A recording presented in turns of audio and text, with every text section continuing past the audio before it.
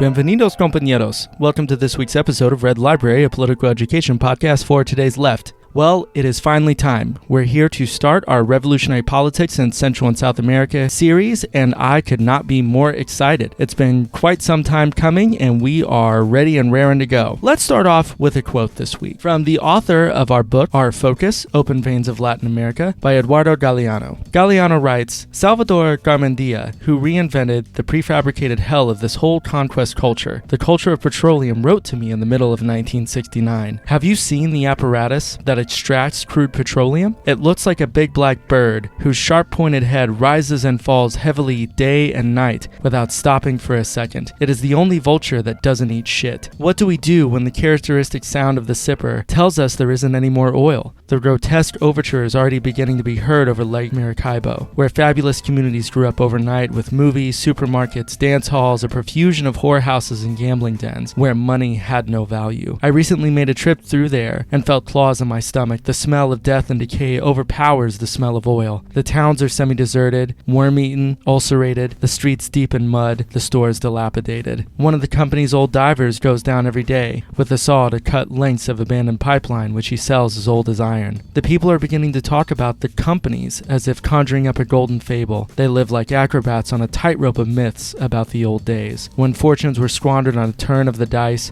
or a week-long drinking orgy. Meanwhile, the pumps continue bobbing up and down, and the rain of dollars falls on Miraflores, the government palace to be turned into superhighways and other cement monsters. 70% of the country lives a totally marginal existence. In the cities, an unconcerned, well-paid middle class stuffs itself with useless objects and makes a strident cult of imbecility and bad taste. The government recently announced with great fanfare that it had exterminated illiteracy, sequel, : In the recent electoral fiesta, the registration list showed 1 million illiterates between 18 and 50 years of age. Galeano's book is full of incredibly sharp language filled with fire and passion and pain and suffering, and this episode is going to really try to focus on the words of the book itself to communicate that to you, our comrade listeners across the globe. This book is going to serve as our introduction to our Revolutionary Politics in Central and South America episode, specifically because it tries to condense into a very trim 300 pages, almost 500 years of the history of exploitation, colonization, violence, deprivation that have plagued Central and South America in so many respects for so long. So we thought that this would be the most appropriate place to start, to give a very large historical, systemic overview of the factors that are going to drive the very particular situations in each country that we'll go on to study much more in depth in future episodes of this series. Joining me this week is my very good comrade Rhie on the show for her first time, and I think she is the absolute perfect person for this book due to her knowledge, her insight, her framework, her passion, and her fierce commitment to social justice. All right, y'all, we really hope you enjoy this one. It's a little bit on the long side, but we wanted to give it to you in one full take so you could really absorb everything that's going on in Galeano's book and get yourself prepared for the further episodes in the series where we get a lot more specific with each country. You know the drill. As always, please subscribe to Red Library. Tell others to subscribe to Red Library. We're really trying to grow our listener base, trying to expand our influence and our ideas and theory and framework and history to as many people as will listen to us. Like the show on Facebook, follow us on Patreon, maybe throw us a few bucks if you want to help us get up to 25 patrons, our big goal to help us buy some new equipment and just grow our resources, and to possibly have a bail fund for any Red Library listeners who find themselves in some legal trouble by doing the exact sorts of things I've advocated for on this show to help spread our listener base. You know, I stand by what I've said in previous episodes. I regret nothing. Last but not least, remember to check out the show notes. There's lots of extra readings this week. You can find our Twitter handle. You can email us questions, thoughts, reflections, critiques. We really love engaging with our listeners in a dialogue back and forth about the content we cover, so we encourage you to reach out to us. Let us know what you're thinking. All right, y'all, we really hope you enjoy the episode this week, and we'll see you back here afterward. Peace.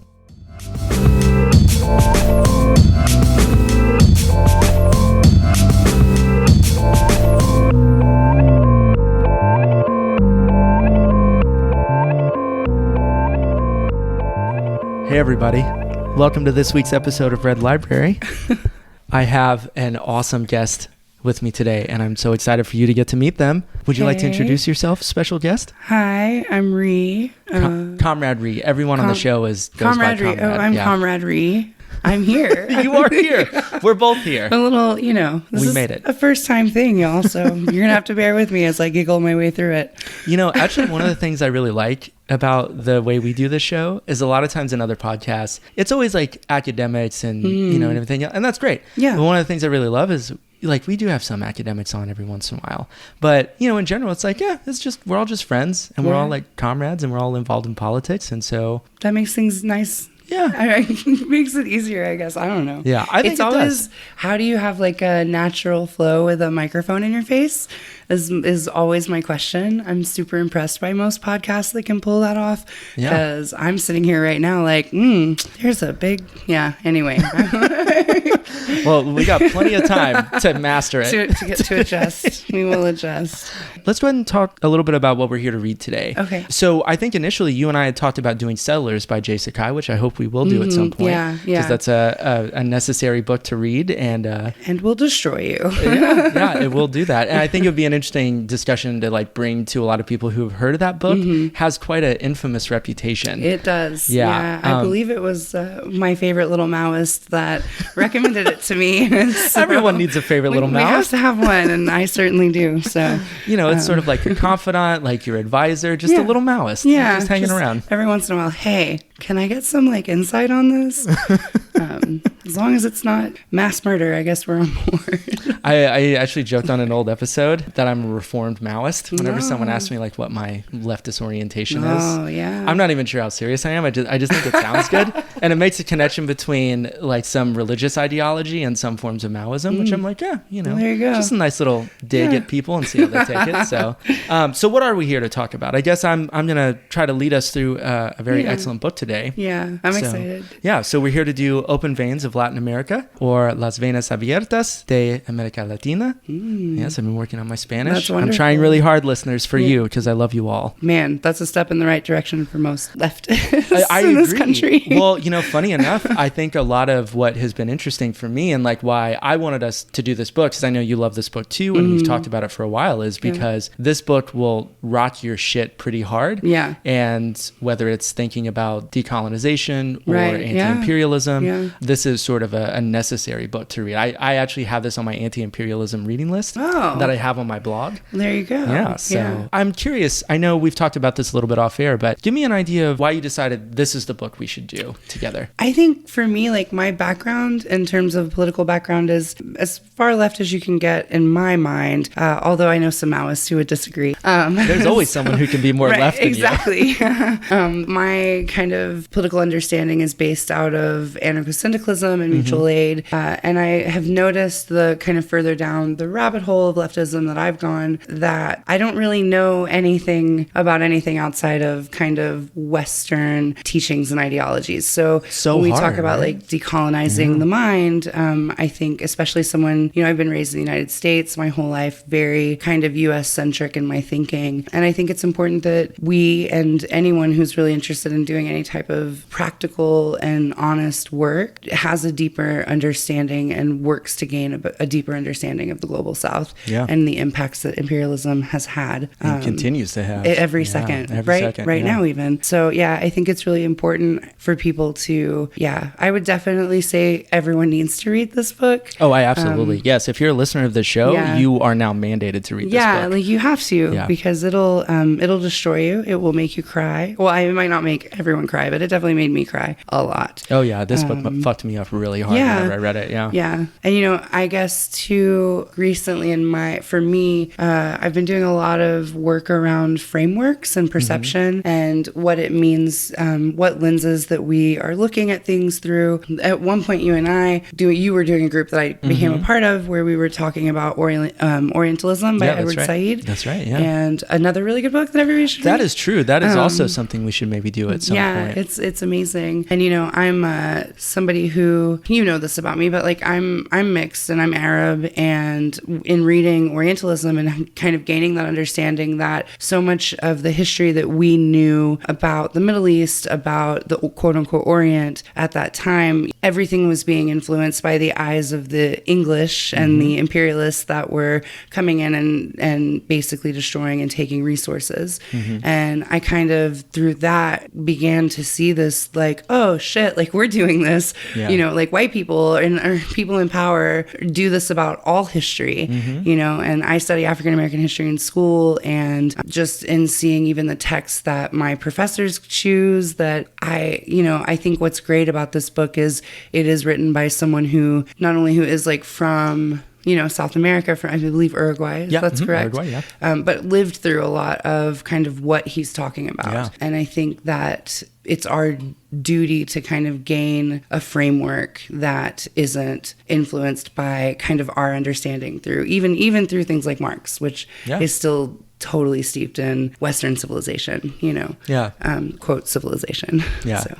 Well, I think what's sort of really interesting about this book too, and why I wanted us to do this is, a couple of reasons, in addition to everything you were just talking about. But this is also the first episode of our Revolutionary Politics in Central and South America series we're doing on the show. Why I think it is so vital to start there, or just why we want to focus on it and really go in depth, is because the importance of the global South and sort of the fact that a lot of the countries we're going to talk about, Nicaragua, Guatemala, Chile, all these places, the fact that it has always been seen as being in the backyard of the United States has created, I think, a very particularly intense and violent sort of historical set of relationships and economic relationships between the two. And for this book in particular, I think it condenses 400 or 500 years of this history down into like a little under 300 pages.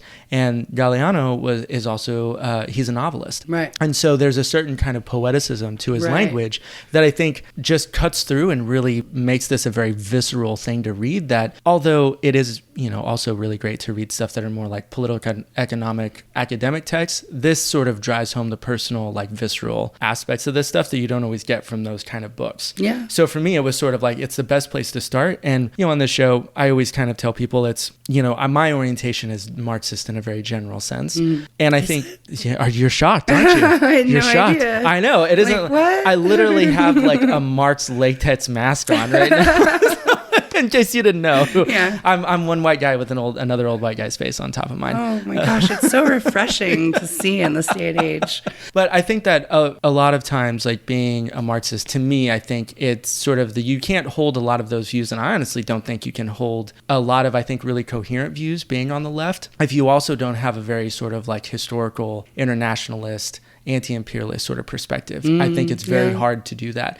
And so, reading history on the show, I always like to tell people, I feel like more and more the slogan on the show is remembering is a radical act. Because so much of what this is I think our historical awareness of these things has been obliterated or, left out of history books. And so... Well, that whole it's written by the quote winners or whatever, right? Yeah, written by the assholes usually. Right. So that means the most violent, powerful assholes. So that's why I think this is a great book to start, because it's a great overview of all that history. And obviously we're going to, there's a lot here. Right. My idea is we're going to try to give a very general overview of the book, and then we're on further episodes, we'll go into specific countries and talk about those situations more in depth.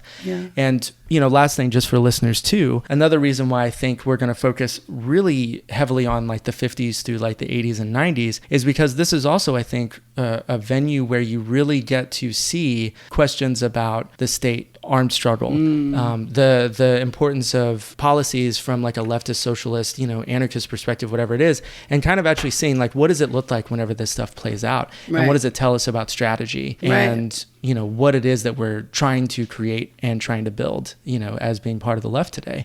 So so anyway, there's a really, the episode we're going to do on Guatemala, I think, is going to be especially relevant for that. I think too, to your point about Galeano as like being a novelist, and I think what I love about what you're doing here is that how do we weaponize education? Oh yeah, right? That's a great question. But it's wonderful because this book, I think, for someone who maybe doesn't have, like, I do not have an academic background. I like to read, so that's great. Good, bully for me. But I definitely don't have any letters after my name or anything like that. They're overrated. Well, sure, and expensive. They are very expensive. This book, I think, is so wonderful because it is accessible in terms of to someone like me, right? So, and that's not to say, I think there's a lot of, you have to be careful when you talk about making the academy academy accessible or whatever, which is something I talk about a lot because it infantilizes folks who don't have access to kind of formal education. What do you mean by that whenever you say infantilizing? Well, I think I just did it to myself, right? Saying like, oh, I don't have letters after my name, and so I'm not formally educated. But I think we underestimate the intelligence of folks who don't have access to the academy. And so what that kind of looks like really in reality is often people, working class folks who maybe don't have that same kind of access. And we sit there and are like, oh, well, you're just not smart enough to get this because you didn't go to the academy, when really the academy actively works to be an elitist institution.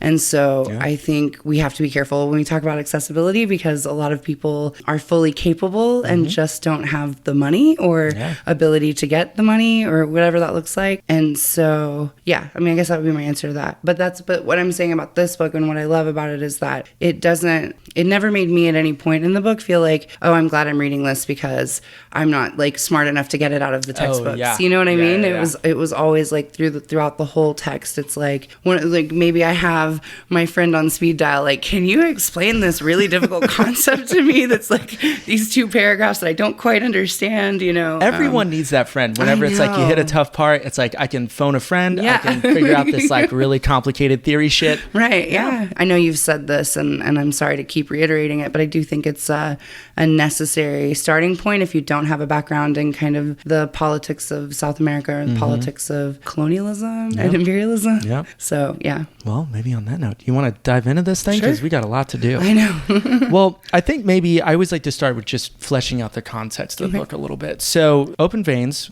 was published in 1973 by Monthly Review Press. Have you ever heard of Monthly Review Press? I have not. So this is actually what I really love about this book, is that Monthly Review Press for a long time has sort of been like a preeminent like Marxist publishing house. Oh, dope. Yeah, and a lot of like my favorite lefty theory books have actually been Monthly Review Press books. Oh, okay. They actually published a book called Monopoly Capital that was also like really, really influential. But it's kind of cool because whenever you see this book, you wouldn't think it's from some like very hardcore left-wing publishing house. Usually, you know, left-wing books don't have very appealing covers. It's true. But this one is great. It's lovely. It's a beautiful book. Yeah. So we talked about Galeano a little bit, but I did actually, because his language and his writing is so beautiful and so gut-wrenching, I wanted to make sure we get in a lot of quotes here. Yeah, absolutely. But in terms of where he's coming from, we were talking about remembering and how important I think that is for this show. I found this quote of his here where it really floored me. He says, "I'm a writer, obsessed with remembering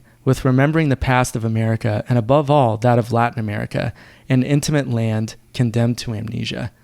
And I actually wanted us to start with that because I think this is a theme he comes back to, this role that amnesia has played throughout the continent and throughout the different periods that it's gone through. I know I'm the one that's supposed to be leading this thing, but I am curious, you know, whenever you think about that, like a land condemned to amnesia, what sorts of ideas or like things does that bring up whenever you hear that phrase? Well, so this doesn't have anything to do with Latin or South America, but, you know, I'm Lebanese, and it definitely, that concept, it hits me in it's like a gut punch because it's very much my country, where my family is from, where my people come from, very much has a similar history in terms of being destroyed and raided for resources, used as a pawn in like political games that greater powers are playing. So when you start to look at the history of where we come from, it's like our history is lost because the history of because my family is indigenous to the area.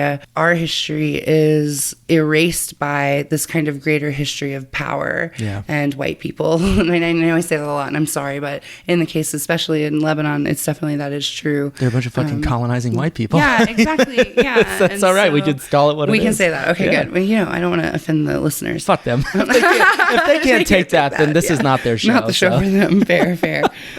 Sorry, we love you all, but you know, it's like it's good to be critical. Yeah, you know? Word. And then I think that kind of is what it brings up for me, that idea of your own history is replaced, you know, our traditions and cultures, they're traditions and cultures that are lost to time.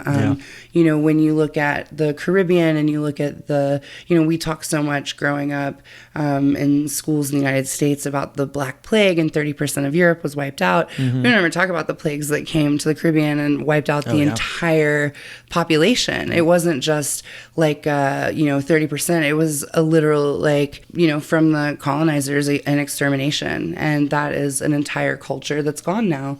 There's I mean, really quick, there's a stat that we'll get to, but I remember one of the things that really hit me, I think whenever we'll talk about the mines in Bolivia, that 7 out of the 10 miners who went there never came back. Right. You know, and the idea of 70% of all the people who were involved in that industry were just guaranteed to not make it out alive. Right. Or when we get to the point about funding to rebuild after people came in and destroyed, and the IMF coming in and saying, well, if you don't have I think it's 25% or more of your women on birth control, then you won't get help to rebuild your nation.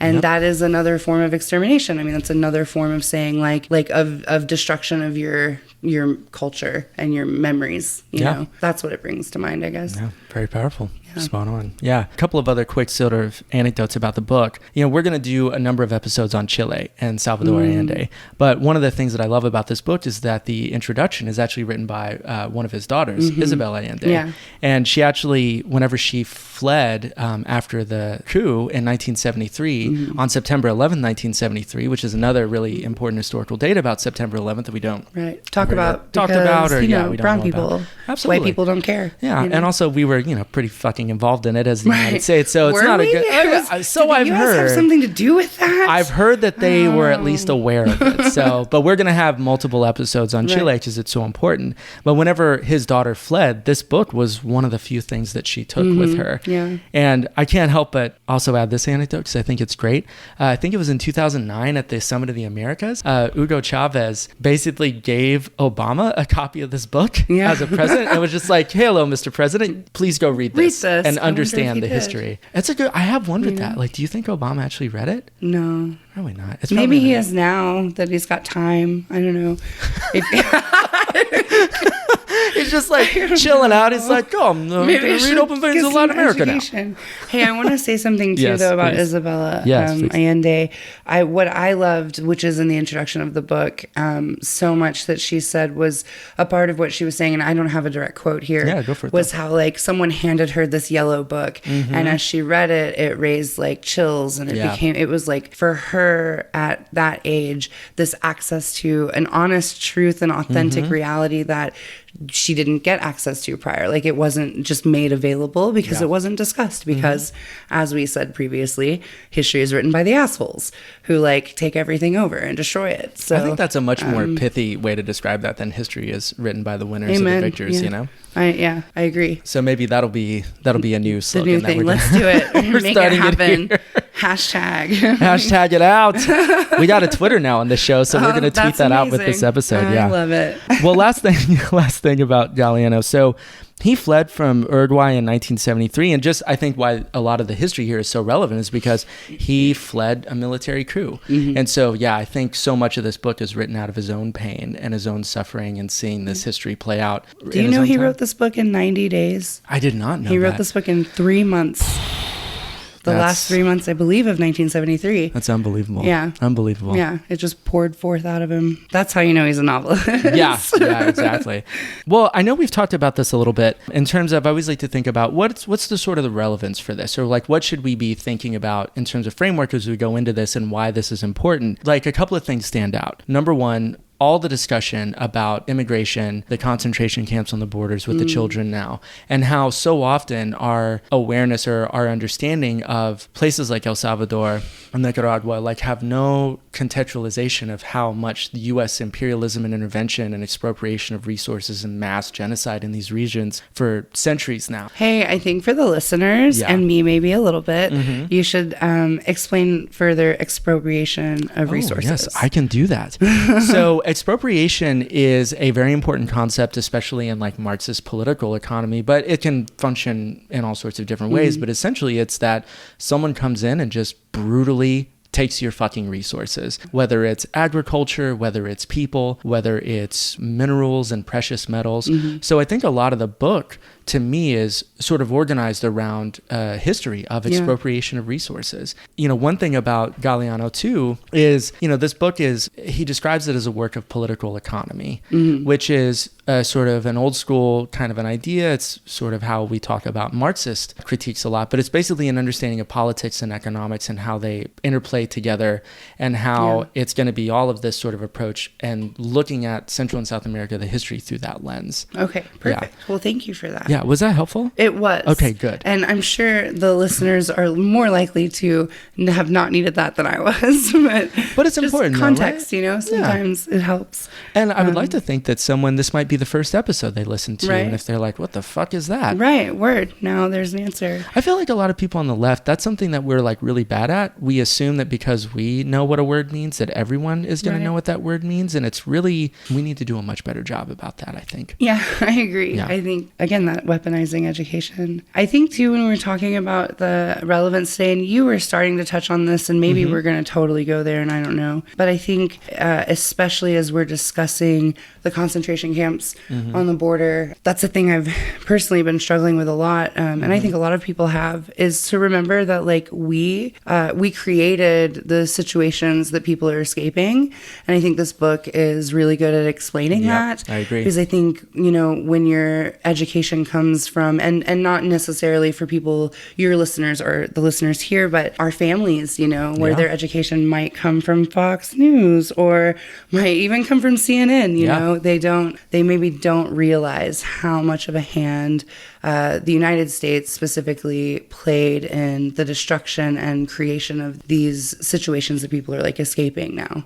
You know? Absolutely. I think Nicaragua is always the place that jumps to mind. And again, we're going to do we're probably going to do 2 episodes in Nicaragua, but how so much of the situation of violence and the crime there was created through the U.S. backing right-wing death squads, overthrowing or trying to like battle against the Sandinista government. Right. And so all these conditions, that was 30, almost 40 years ago. But even like 40 years ago, it might as well be 1,000 years ago. Like how far removed that is from anything that anyone seems to remember and understand, like the impact of that. Thank you, 24-hour news cycle. Yeah, right. It's really great at destroying memory in that way, I think. Exactly. Yeah. Anything else on the relevance? I was also thinking about whenever we have conversations about a place like Venezuela and how so much of the conversation around this is completely divorced from the history of economic development and how much Venezuela, because of the expropriation, because of imperialism and colonization of Venezuela, like forced it to develop to be a single commodity, where the whole economy is based around oil. Right, of course. Because that's always the thing, right? It's like, well, their economy is based around oil. And I've literally heard people, like mostly right-wing people say, well, it's kind of their fault for developing their whole economy around oil, as if that was something that they chose to do and weren't constantly trying to battle that historical impact of imperialism. Well, and I think too that, to be frank with you and your listeners, okay? Yes. My extent of my knowledge about Venezuela comes from Tariq Ali, so we're very pro Tariq Ali. Okay, cool. I'm just saying, Ali is I don't the have shit. like a huge background. What I do tend to notice, a lot of my family is in South Florida. Whenever I have met folks who have fled from Venezuela, my experience is, and also with folks from Cuba in South Florida, they tend to be a very specific class of people who had access to getting out and were like afraid of losing wealth. And I know that might be kind of like a hot button thing to say, but it's also just been my personal experience with it. Especially interestingly, many Cubans that I've met in South Florida are super racist. And it's almost exclusively like white Cubans who've escaped. Spanish. It's always, we're Spanish, we're not Latinx. Yeah, of course, yeah. And so, it's just a very interesting thing to note that the people who were able to leave were able to do so because of access to resources. Yeah. And I don't think people think about that very often or talk about that very often. Well, we also don't talk about class in general a lot of time in this country. No. I know. Class it is a isn't thing. real. Oh, you're right. Sorry. Don't be a class reductionist. Get it together. Well, we'll talk about this on the Cuba episode that we're going to do. But, for years after the revolutionary government took power, the United States government was basically supporting those communities in Florida to basically just go and commit terrorist acts on Cuban soil. Like, so, funny how all this stuff works out if you just like understand or like try to dig into the history a little bit. Right.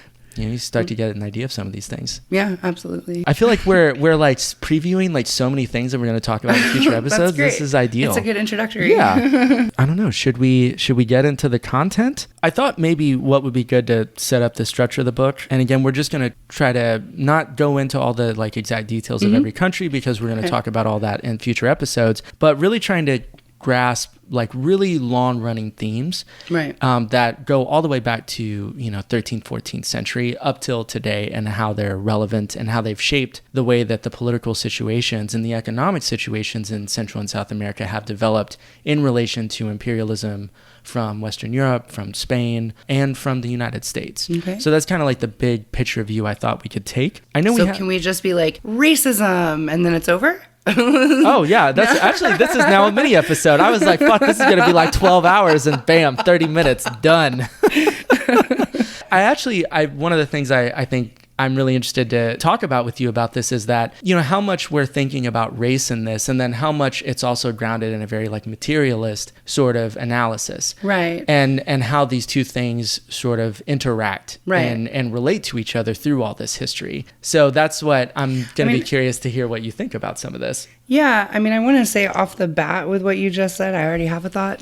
Shocking, I know. I think that in doing this work, especially around imperialism and colonialism and the United States specifically, you can't really have a material analysis if you don't have a race analysis. Like, the two kind of go hand in hand with one another. So say more about that, just for, let's say, someone who maybe hasn't really put those two together. So please understand that my, quote, expertise or whatever, which I've been called an expert, so I'm going to say that I can say that. Yeah, you're an expert. You're on the show. Yes, no.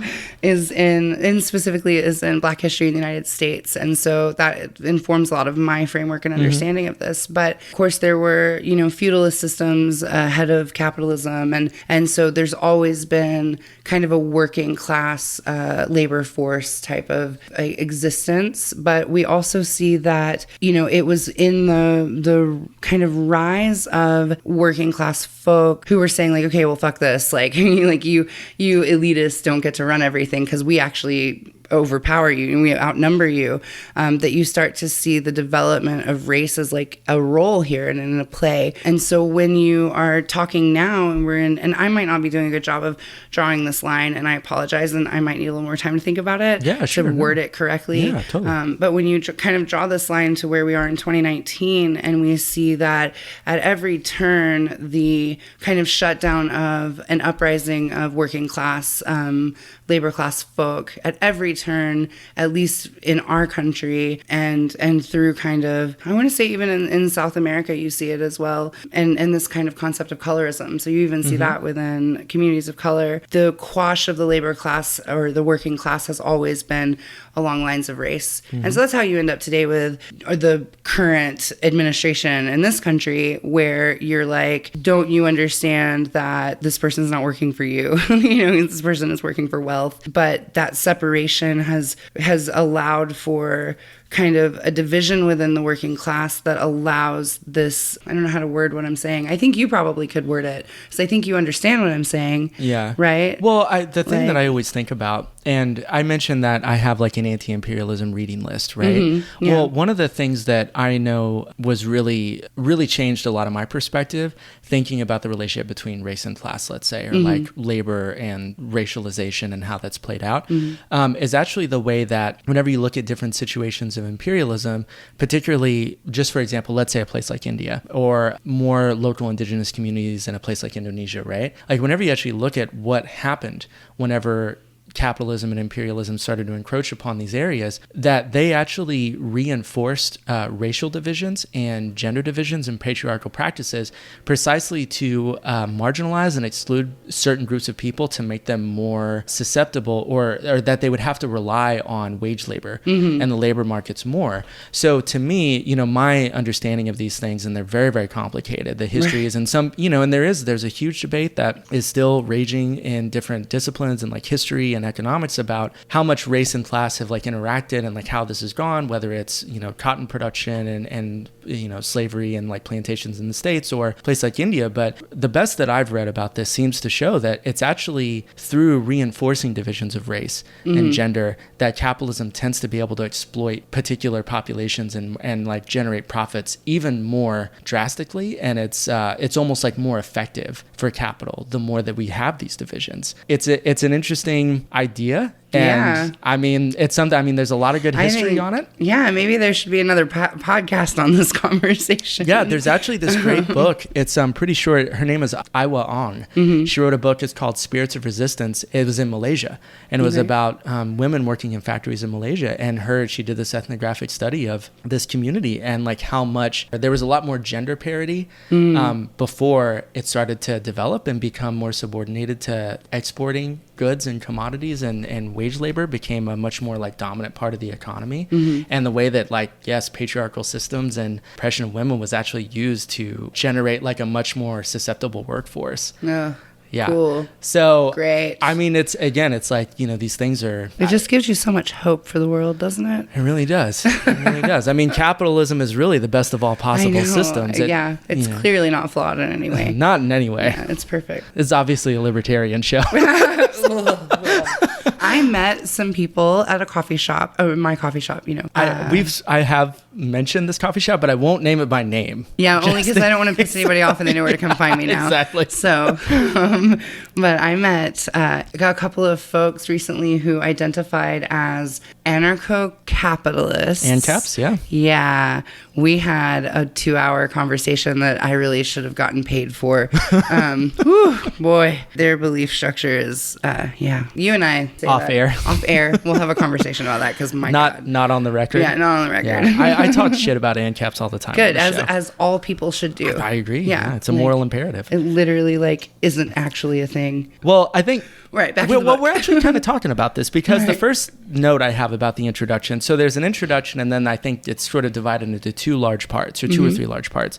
I think the best way to describe what Galeano's getting at, or what his project is what I would call a historical analysis of the division of labor in like globalized capitalism and how it relates to the history of colonialism and resource extraction or expropriation in Central and South America. So that was, to me, I was trying to think, how would I describe what this book is to someone? And that was the best idea that I had. And he has this like really great line, and I think this is a theme through the book. The more that colonialism and this imperial domination of various countries and indigenous populations and everything else, he has this line where he says, capitalist and colonial exploitation of the region have turned gold into scrap metal and food into poison. And again, just his language is unparalleled to me in describing this. And he says, reminds me of Baldwin. Yeah, the way he writes. That's such a great point. Yeah, it's very reminiscent of that. It has that sort of just visceral power and that really like beautiful elegance to it. But I thought also another quote, again, this might be reading lots of Galeano quotes here, but which is great. Yeah, because I think that's what makes the book so accessible, right? And gets the draw. So after you guys hear this, recognize how important it is to go actually read this book. Yeah, the idea I think on the show is like, oh, we translate the ideas and then you don't have to read it, but you should fucking read this book. Yeah, 100%. And like 5 times with highlighters in different colors. Yeah. Okay. Maybe That's some what tabs. I had to do. It's a good book for that. Not every book deserves that. This one does, 100%. In terms of the namesake of the book and where it comes from, so he has this quote where he says, Latin America is the region of open veins. Everything, from the discovery until our times, has always been transmuted into European or later United States capital, and as such has accumulated in distant centers of power. Everything, the soil, its fruits and its mineral-rich depths, the people and their capacity to work and consume, natural resources and human resources. Yeah. And to me, I think that's what is so powerful is that sort of really beautiful, like fiery poetic language, but never sacrificing kind of this really, really, I think, sharp analysis and history of all this stuff. Yeah. So I have a question for you, please. Which is ridiculous, I'm sure, and calls to stuff that shows that I'm super out of the loop in terms of media, which is a good and bad thing. Do you want to know what Justin Bieber's doing right now? 100%, yes. I'm a believer. I think that's a thing. Is that a thing? The show is pro Bieber. We're a pro Bieber show. Oh, okay. I have to go home now.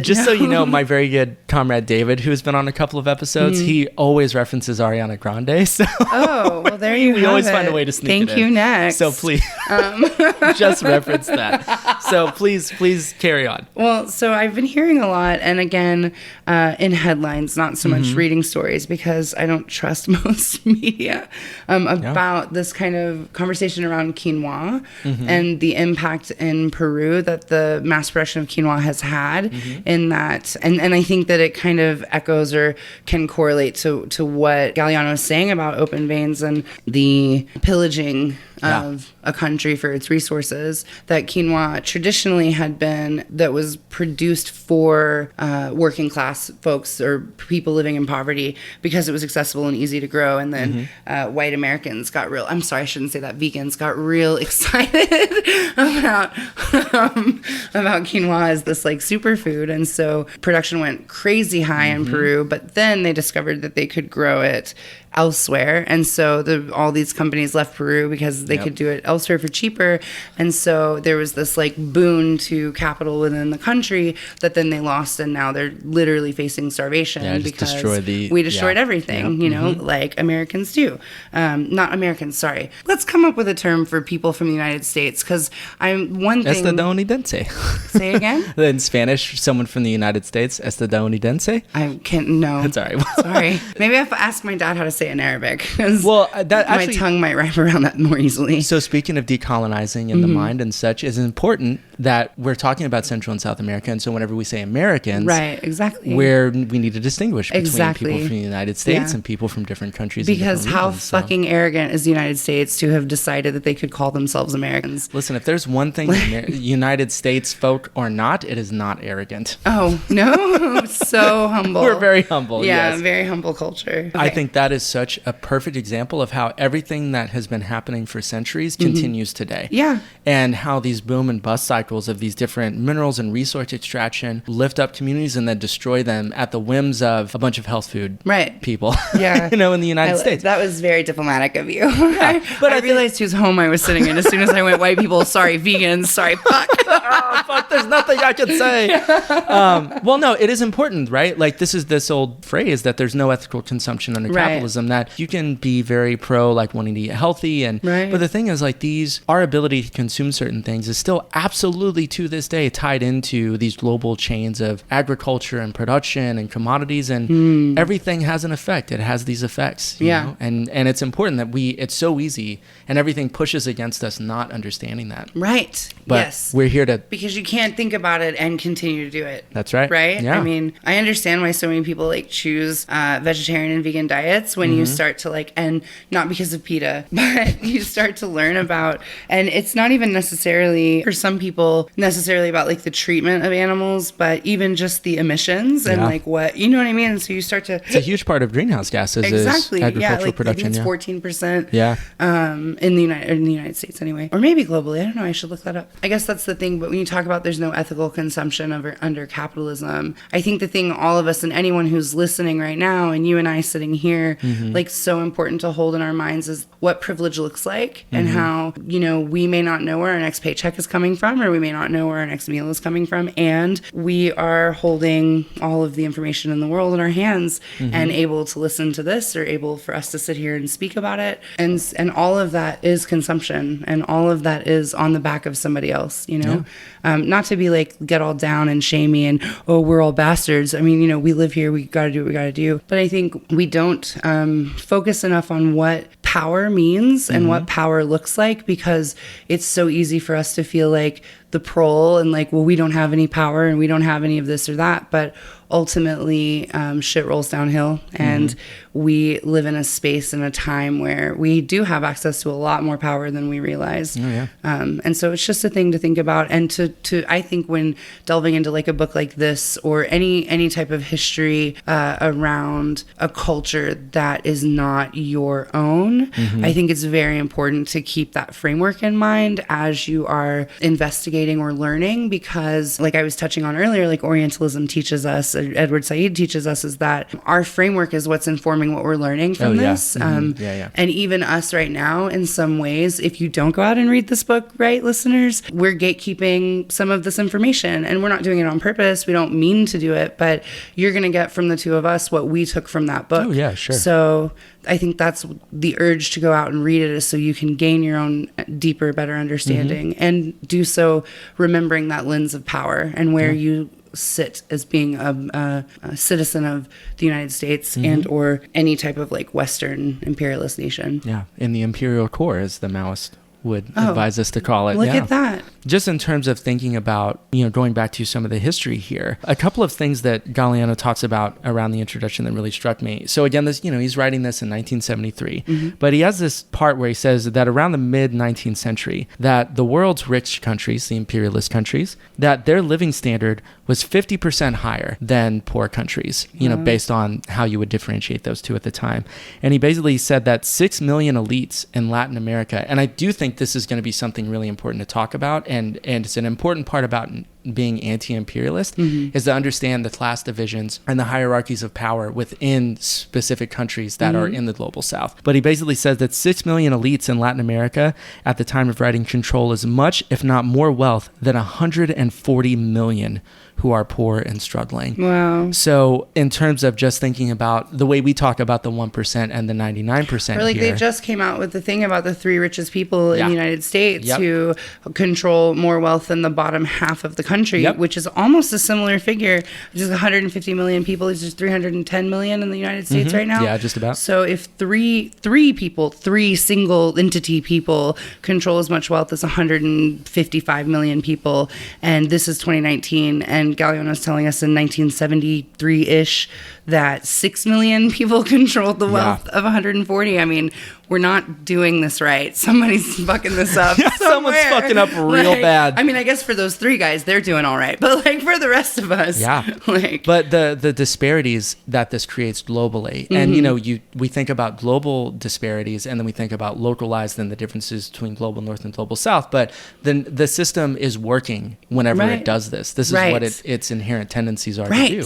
Because the systems are not broken, guys. The systems are working how they're designed. So we need to get out there and dismantle them and build them up new again, differently and better, and not the way they are now. I do think that is important, though, and I do think that's part of what the spirit of the show is about, is we are trying to understand how, fingers crossed, one day we get the chance to be a part of rebuilding. Yes. We're not going to rebuild them in a way that's going to allow this to happen. Cause this amount of harm. Yeah. Because it's unbelievable. Just for example, thinking about the harm of this system, he has this line where he says, the human murder by poverty in Latin America in terms of starvation, malnutrition, low birth rates or birth control, all this stuff, this genocide, he says it equals 3 Hiroshima bombs every year. He says death is secret and suffering is silent. And the way of thinking about 3 Hiroshima bombs going off every year, I know, I get chills. Damn emotions. I know. Sorry. Goddamn emotions and being human and having compassion and empathy for my fellow human beings. It's like I read this book and somehow that should have stuck into my core and did not. Just thinking about how much that visual image of Hiroshima is something that, we have museums, we learn about that in school, but the idea of like this silent suffering and starvation, that is. Well, and that's, it makes me think, so your listeners, you don't know this, Adam, you do. You're Comrade Adam on the show, I assume? Yes, that is my title. Okay. Yes. Yeah. So, I have a background in homelessness and was a street kid from 17 to 24, and reading the line that death is secret and suffering is silent. And all I can think is that I actually don't know that I think that is wrong. I think that, and because I identify really strongly with it and like saw so many people dying from heroin addiction, malnourishment, starvation, abuse, murder, poverty, right? These things that have direct links to poverty. It's not that it's secret and silent, it's that it's ignored. And we are as United States estadounidense. Yeah, okay, cool. As folks from the United States, God damn it. But as you know, as folks from the United States, I think it's so easy for us, especially even more so, to ignore and to not see, to willingly not see in countries that are poor or that we helped make poorer. Because that's the thing is, right, if you look at it and if you get a chance, and I don't know if you put music in these, and if you don't, you guys all need to check out this song called The Philosophy of Poverty by Immortal Technique. I'll put it in the show notes. I'll put a link to it. It's so good. And he talks about Latin America, South America. I think I've heard that. It's so good because he's like, the truth is these countries were extraordinarily rich in resources and food and people and in the ability to live and sustain human life and sustain their cultures and communities until we came in and put this kind of pressure to build. And so I think that's just really important. And I don't mean to take you off track because I know. No, but I do think that's important. It goes back to that line of like the vast richness of these different regions, these different countries, and how the intervention and the imperialism and expropriation is like turn these into these, like you said, it's turned gold into, just complete like scrap iron. Fuck the word intervention when we talk about this period. That is total. When you hear the word intervention, or when I hear the word, now I'm a social worker, so I hear the word intervention, I'm like, we're gonna go help somebody. And I think that a lot of people have that kind of association with that term. And really, what we're talking about is occupation. We're talking, you know what I'm saying, and exploitation. Yeah, it's the control of language by like the foreign policy establishment to make these things seem a lot more palatable. Exactly. Yeah. And so fuck that. It's from here on out, it's occupation, not intervention. Yeah. I'm pro that approach. Fuck yes. Okay. Well, we were talking about the IMF a little bit, which we'll come back to, but I think what is really important is the way that the framework that the U.S. political system, the foreign policy establishment, political elites, and the way that nonprofits and NGOs and stuff look at this. You know, people like Robert McNamara, when he was president of the World Bank, or the Ford Foundation or Rockefeller Foundation, they don't see the issues and this suffering and this like mass expropriation. They don't see these as issues about social inequality or distribution of resources and this historical exploitation, expropriation, and occupation. They talk about it as, the problems are overpopulation and underdevelopment, quote unquote. So again, the way that whenever we do hear these discussions, if at all, they're couched in this language which fundamentally obscures the historical context around the massive inequality and expropriation and violence and genocide that has happened in these regions. So again, like thinking about changing the language and how much even just using a different word completely obliterates centuries of history. Yeah. And I find particularly, and I get hung up on the concept of overpopulation. So I'm an anarcho-syndicalist. I'm not religious. I don't have any type of, no gods, no bastards, that's me, right? I feel like all that stuff, So here's the deal, is that was so acceptable at 25, but at 36, I'm like, can I still be saying no gods, no masters? Or like, is it times like I'm 36 with a mortgage? Like, I don't know. I've bought in. I'm a fucking sellout. Good on you. No ethical consumption under capitalism. Amen. Property is theft, so there you go. No, but I get really hung up on overpopulation and underdevelopment. I think it's really interesting, the religious component here, because when we talk about Latin and South America, and there's such a like strong heavy hand of Catholicism, which comes specifically from imperialization, or is that the right way to say that? Yeah, whatever. Imperialism. Sounds good. But like that's where this comes from. It comes from European invasion and occupation, and the amount of genocide and destruction that took place to get these places, to the heavy-handedness with Catholicism. And then we turn around and say like, these things that were forced on you by our predecessor imperialists, we're going to punish you for now. Yep. Absolutely. And absolutely. It's just like, fuck, guys, get it together. Well, on this note, this is actually a perfect segue into part one. So let's talk a little bit about the longer sort of arc of history here. So let's go back to 1492. Let's go back to the Spanish thing. When Columbus got lost? Yeah, whenever, till his dying day, he still would not accept that he did not land in India. What an asshole. I saw his, I didn't actually go see it because I refused to go see it whenever I was in Spain. But you could have spit on it. I could have. Actually, I did say I was going to go piss on Franco's grave. Did you? I didn't get close enough. Balls.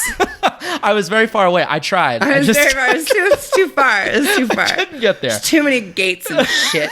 There were a lot of people in the way, and I'm like, I don't feel good about this. This isn't in line with my Also, ethics. what a weird thing to go want to see. Like, have you ever seen a picture of it? Not for your purposes, but like he has it's wild. It's called like I can't remember the name of it, but it's something like the Hill of the Gods. Oh, and it's like pyramid. a huge like mausoleum. It's wild. Yeah, It's gross. wild. Anyway, we have a lot of listeners in Catalonia, so in Spain. So hey, what's up, y'all? What up? We've been talking about Spain more and more lately. But let's go back. Almost like he just went there. I know, almost, but not quite. I don't want anyone to know where I actually am at any given time. That's fair. That's fair. I believe you. That's why we don't name coffee shops. That's right. That's right. Well, let's talk just for a second, Right. just to lay out a couple of historical points that are important. The way that Galeano sets this up in this sort of political economy approach that he's doing, this materialist kind of approach, he describes that the initial impetus for colonization by the church, by Spain, Spain's Catholic rulers were financed, and they did finance exploration and colonization to basically break their dependence on the traders in spices, foods, and other commodities through direct access to new resources in Central and South America. So at the time, they were very dependent on the trading that was actually coming out of Southeast Asia and in the East. So basically, this idea was we're going to open up new markets in the Western Hemisphere in Central and South America to basically not be so dependent on this other region's trading and sort of commerce. And they also needed new precious metal deposits because essentially they were draining whatever they did have access to in Western Europe. They were almost exhausted. So there's this kind of like materialist push for them to start to explore. You know, it wasn't like this benign sort of thing of like, oh, we're just wanting to discover new parts of the world and it's about knowledge and science. No, this was about raping and pillaging. Yeah. And basically just to sort of be able to feel like they had more power and more wealth to put their imperialist ambitions and local ambitions into action. So around 1492, Spain becomes a unified nation. It had been a number of like sort of disparate kingdoms around the time, Catalonia, Andalusia, all these different places. So it becomes a unified nation. And if anyone doesn't know this, that Spain was actually conquered by the Muslims, and the Muslims were in power for a good amount of time. Yeah, holla. Again. I'm sorry. See, we like to have fun on this show. That was good. But so the Muslims had conquered Spain and were in power for centuries. Around end of the 15th century, so 1490s to about the middle of the 16th century, essentially the Catholic Church regains power. They unify all these different kingdoms under one nation, which is Spain. The capital becomes based in Madrid. And essentially, it's sort of part of this huge context of what's going on. So Spain is consolidating power. The church, it's now officially a full nation state, but the church also has tremendous power. And so there's this push to sort of gather more wealth and resources. The church actually is who gave the king and queen power in Spain. That's right. Yeah. I think that's like, it was, if it had not been kind of ordained by the church, they wouldn't have had the amount of power they did have. Yeah, I think that's right too. And I mean, again, I'm sure if there's any Spanish historians out there who want to ruthlessly critique us, you have our email address. Yeah, 100%. But I will tell you that I learned this in my school in the middle of the United States being taught by a white person. So I'm sure it's true. It's got to be true. So the general context here. So we're talking about this push to start to colonize and to find new sources of resources and labor and all the effects that this is going to have. Oh my God. But it wasn't even just that, right? It was also like cities of gold and fountains of youth. That's and right. like these are all a piece of this history where these people were coming conquistadors, right? That's right, yeah. Throughout the whole of the Americas. So even in North America, we were seeing this. Absolutely, that is a part of the book that, again, we're not going to cover here, but it is an interesting detail, the story about what actually were happening with the conquistadors and sort of this larger system that they were a part of, right? And that's the thing, I remember learning about conquistadors, and you got the sense of like, oh, Pizarro went here, these other ones went here, but really they're part of this larger system and this larger political economic context, right? But in terms of what the effects And out of the gate, the just horrible, violent, destructive effects of what this Spanish Catholic colonialization of this region had. There's this quote that Galeano has that struck me as being really powerful.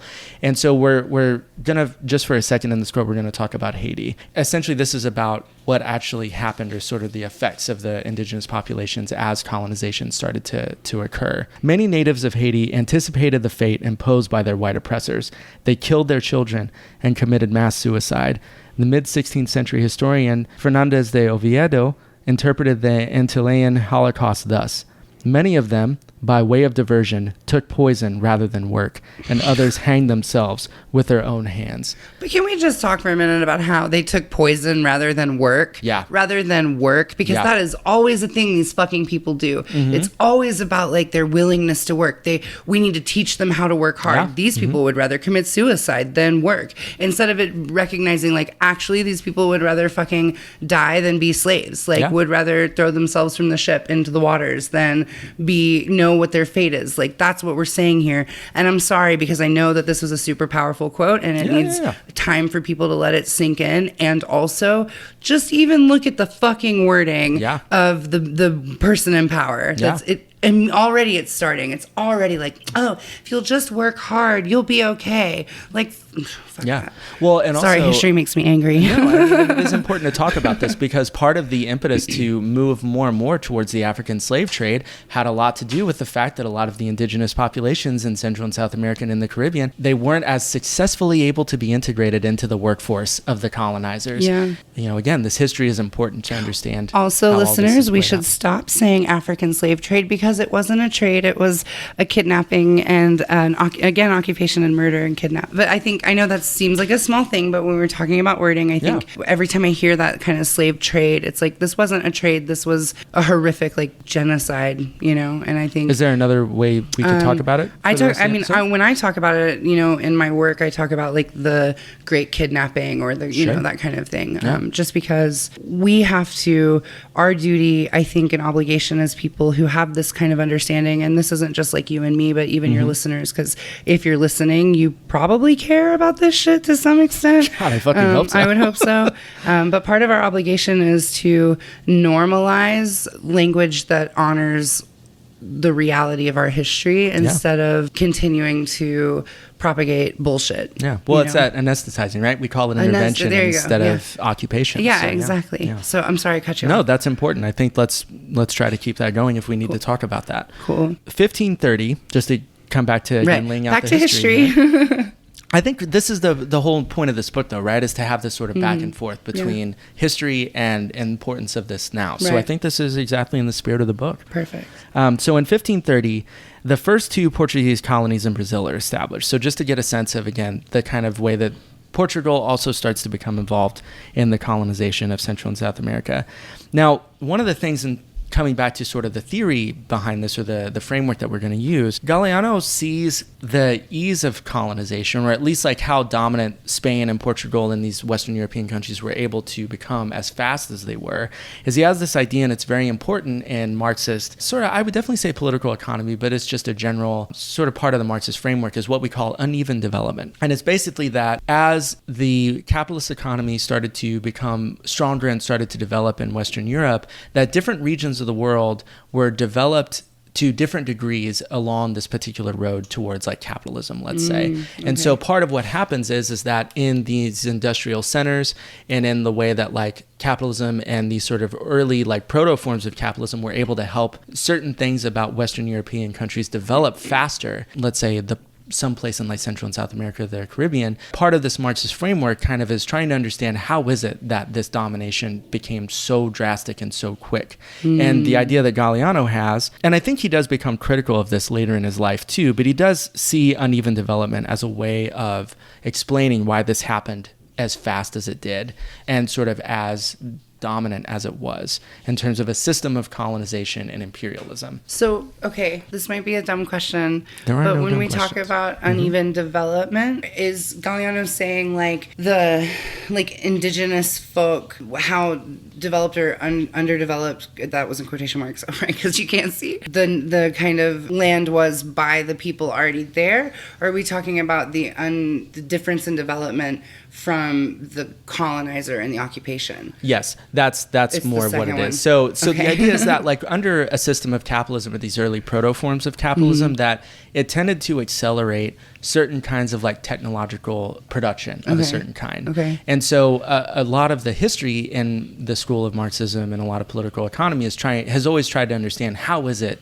that capitalism seems to generate a certain push towards not necessarily saying the best, but a certain kind of industrialization and technological development. It's not just like through weapons and power. Well, that is and absolutely fear. what it is. So the idea is that capitalism tends to, part of why it became so dominant in the way that it has, is because it tends to prioritize certain types of production that are very, very amenable to warfare, to colonization, to conquering. Exploitation. Yeah, and like the development of industry and capacity to do these very particular types of things. Perfect. So yeah, it's not saying that it's the best or like uneven development means that some were better than others. It's saying that some developed in this particular way. And the best that we understand of the history, it seemed to allow this colonization process to sort of function as horribly as it did. Right. Perfect. Does that make sense? I feel like that's super important. No, yeah, I think it's super important. It does make sense. It makes perfect sense. Okay, awesome. Cool. Thank you. Welcome to Theory Hour on Red Library, where we talk about uneven development. Well, an interesting anecdote here, too, just thinking about the impacts and the development in terms of different things over the centuries once the colonization process started. So he has this really interesting anecdote about horses in South America, which I just found this to be completely fascinating. Horses were actually indigenous in Latin America but they became extinct whenever the Spanish conquered. And so whenever horses actually were used by the conquistadors and the colonizers, he has this great quote where he talks about Tecum, who was like an indigenous leader and was a warrior. Whenever he saw one of the conquistadors on a horse, again, they had been indigenous to the region, but they had been extinct long enough that whenever they saw the horse, he cut off the head of the horse because he thought that's who the conquistador was. He thought it was part of the same body. Right, yeah. But I just found Like that a so centaur? interesting. Yeah, something like that. Wow. What's really interesting about that to me is that it sort of is part of this uneven development, right? Like the domestication of horses, bringing over horses, even though they had been indigenous to the region, that was one of the things that allowed colonization and this sort of just unbelievable, I mean, it's hard for us to imagine this, of like, if you saw something like the domestication of a particular animal, or there's this idea that any technology that you've never encountered before looks like magic, and just how much that played into what happened. So, because I took a course recently in indigenous, in the United States, indigenous history, and that was a piece that I really often struggled with. I do agree that it would be something that would be shocking to the system, but I think that idea, because you read it throughout all of the most of the direct primary sources, right? So journals or writings that you find specifically during the 16th century, and then some up into the 17th. Most of our writings, we only have access to what came from the conqueror. Yes, and very true. So very true. It seems sometimes to me that tack or that trail of when you see something you've never seen before, it seems like it's magic, is really infantilizing, because how we were taught, you and I, or anyone really raised up under the history of the assholes, was to very much see indigenous people as a kind of unable to fathom, and this was, the pale faces, there must be gods, ghosts, spirits, these are things that were recorded history from white people. And so it's really interesting. In that course, we read a number of texts that were able to be like recovered or whatever from indigenous folk, and their view of it was very much a peak of curiosity, but definitely, like, in what I was reading, there wasn't any type of tack that was about magic. There was some stuff about spirit, because I think within at least the specific cultures that we were reading about, spirituality is a huge piece of culture and is a piece of honoring the world that they're a part of. But yeah, I think, and again, maybe just something silly and not worth pointing out, but I think when we talk about this kind of encountering technology and, it's this magical thing, it really kind of can remove agency from people who just like saw things differently. But maybe I'm just, based on how you're looking at me, I might be just saying bullshit that doesn't matter. No, I think it's important. I think it's important. I think like the idea is just that it's a phrase that we use sometimes that I think think, at least materially in the way that like Galeano is talking about this, is just sort of this, to me, it speaks to the uneven development in some sort of 100%. Way. Let's, for example, we haven't talked about him, but Bartholomew de las Casas, right? So the great priest who is where a lot of the initial reports about the genocide and one of the first people who actually spoke out against the genocide of the conquistadors. But even he like also was writing this history, and we look at it in a way that's very admiring of him. But also he was still just basically like, well, there's still a bunch of sinners and they're all going to burn in hell. Right. You know, so it's important to just understand how a lot of times even the more critical history that we think we're reading is also still contextualized. Right. Like in different ways, you know? 100%. So yeah, I think that's important. I think we'd be remiss, since we're talking about some of the factors that allowed colonization to happen as fast as it did, without also mentioning the importance of diseases and bacteria and how devastating those were to indigenous populations, and the sort of great, unbelievably developed kingdoms in Latin America. Like part of why it was that they were able to be just decimated as fast as they were. So again, this biological element too of these like, you know, horrible diseases from Western Europe that no one had ever encountered, and how huge those were. Right. I think that calls back to the massacre, the wiping out of folks in the Caribbean, was because that was all through biological, just not having immunity to. Yeah. You know? I mean, there's so much to cover here, but one thing that really stuck out to me that I thought could be, again, a real kind of concrete example of a lot of the factors and how all of this sort of looks. And if we want to look at a specific situation, it would actually be the deposits in Peru. And there's a city that was called Potosi in Bolivia. And one of the things that I thought was really interesting here is Galeano talks about how silver and the mines that were developed and like how these were exploited and the horrible, brutal violence that went along with this, how a lot of the silver that was expropriated, the idea that you would use silver and precious metals commercially was, again, it was something that was very specific to capitalism and this idea of markets, right? And so a lot of times these precious metals were used as adornments of the gods, is how he describes it. And so with European colonization, it fundamentally changed the way that precious metals were used and why there was such huge amounts of expropriation. And because basically precious metals are related to money systems and commodity markets. And so that was another pressure, another sort of factor in why the sort of horrible brutality of these mines and just like how many people were just completely thrown into these unbelievably brutal systems. And this was the 7 out of 10 that you were discussing? Yes, I think so. Yeah. I don't know if I put that number in here, but that really stuck out to me. That was specifically around these mines in Bolivia and the city and these silver mines, that the death rates were like 7 out of 10 and just the complete devastation to indigenous communities that had. That's so interesting. And I know I keep going back to United States history. Unfortunately, that again is my wheelhouse. Just keep connecting it up.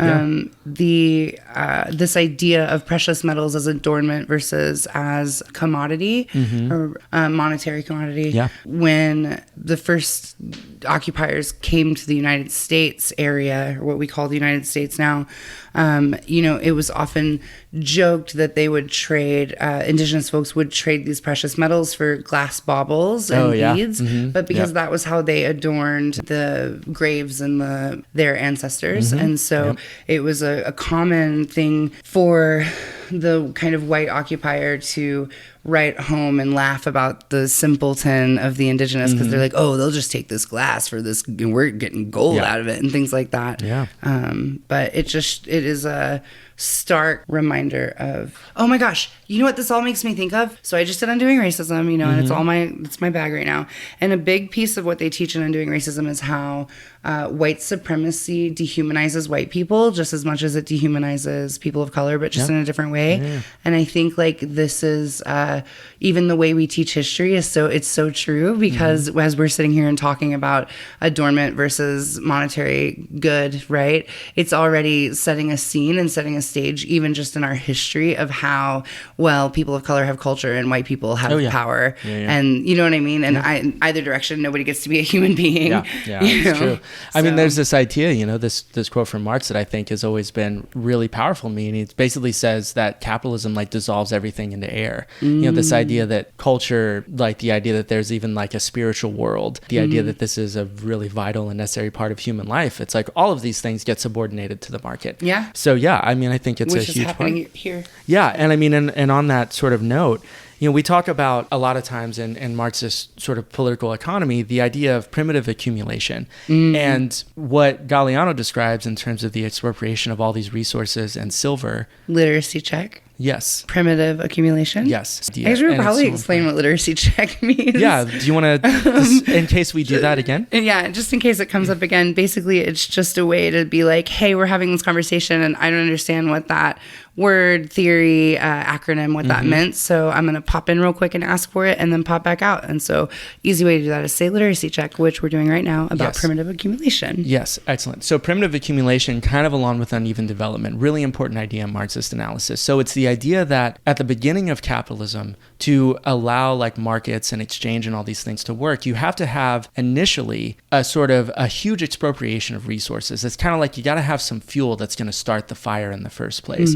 So primitive accumulation, it actually goes back to the great Marxist theorist, activist, political thinker Rosa Luxemburg. She was the one who developed this idea. Well, Marx developed it, but she really took it and ran with it and developed some of the early critiques of colonialism and imperialism in the Marxist kind of framework. Basically, it's the idea that you have to have this initial huge expropriation of wealth and resources to basically allow capitalism to get up and running. Okay. And so Galeano actually sees all of this process that's happening in 15th, 16th century onward as being the initial foundational primitive accumulation that's going to allow capitalism in Western Europe to really start to get up and running and is going to like start the whole engine that, runs to this day.